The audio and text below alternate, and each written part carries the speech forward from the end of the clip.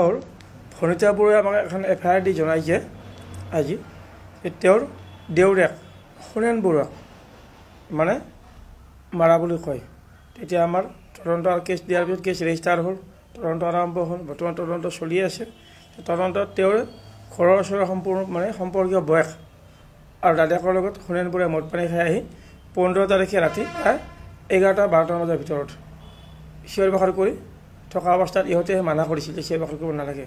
তেতিয়া আহি সেই মানুহজনক মাৰিবলৈ খেদি গৈছিল আৰু তেওঁলোকৰ এটা সৰু বাচ্চা আছিলে, বাচ্চাটোকো মাৰিবলৈ খেদি গৈছিলে। মাৰিবলৈ খেদি যোৱাৰ সময়ত তাৰ বয়সজনীয়ে তাক বাধা দিছে, বাধা মানা নাছিল। তেতিয়া বয়সজনীয়ে এতিয়া কাঠৰ বাটাম লৈ তাৰ ভৰিত আৰু মূৰত কোবাই দিয়ে।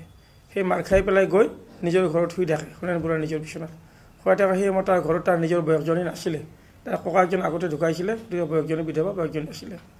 তাৰ বয়সজনী নেক্সদিনাখন আহি তাৰ মাতবোৰ নোহোৱা দেখা পাই আবেলি 5টা বজাত যাই চালে যে সুনেন বৰুৱা বিচনাতে মৰি আছে।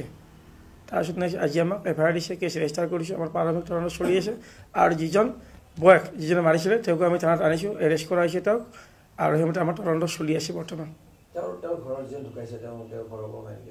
তেওঁৰ বেলেগ মানুহ নাই, তেওঁৰ দাদাকজন ঢুকাইছে আৰু তেওঁ বিয়া পাতিছিল, তেওঁ মাইকীজনৰ আগতে গুচি গৈছে। বেলেগ মানুহ ঘৰত নাই। হয়, এইটো মদ খোৱাৰ পিছত হোৱা বুলি আমি তদন্ত প্ৰাথমিক চলি আছে।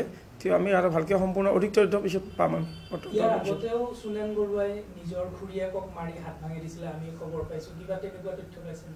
তেনেকুৱাতো আমাৰ তাত তেনেকুৱা আমাৰ নাই, আমি গম পোৱা নাই। আমি তদন্ত ওলাব, যদি মাৰিছিলে সাক্ষী পাতি লৈ ওলাই যাব। ইনকুৱাৰী যে প্ৰাথমিক তদন্ত চলি আছে, তদন্ত সম্পূৰ্ণ হোৱাৰ পিছত আমি গোটেইখিনি পাই যাম। সুনেন বৰুৱাৰ বয়স 35 বছৰ।